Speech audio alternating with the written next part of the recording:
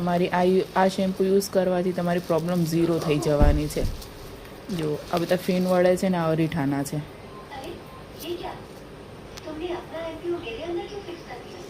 આ અરીઠાના ફીણ વળે બધું મસ્ત મજાનું બધી વસ્તુ એવી બધી મેથી ને બધું એટલું બધું આમાં એડ છે ને ઘણા બધા પ્રમાણમાં એડ છે આમાં.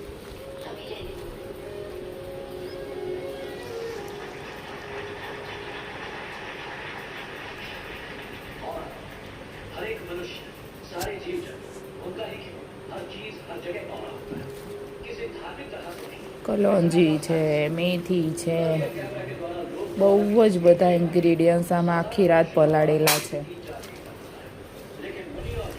હવે આપણે આમાં પાવડર ફોર્મ એડ કરશું. જ્યારે અડધું ઉકળી જાય પછી પાવડર ફોર્મ આમાં એડ કરવાનું આવશે.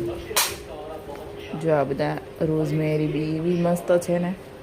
જો આ હલાવ્યું ને એટલે તરત જ આના નેચરલ ફીણ વળવા માંડે. આમાં કોઈ કેમિકલ અત્યારે એડ નથી. આ રાતનું પલાળેલું હતું ને મેં અત્યારે જ હલાવ્યું છે. જો આ અરીઠાના બધા ફીણ વળે. પછી અળસી એડ કરીએ ને અળસીને હલાવીએ ને તો એમાં બી થોડુંક ફીણ વળે. એવી રીતના હોય. અને આનું પાણી તો જુઓ તમે કેટલું એવું સરસ ગોલ્ડન છે.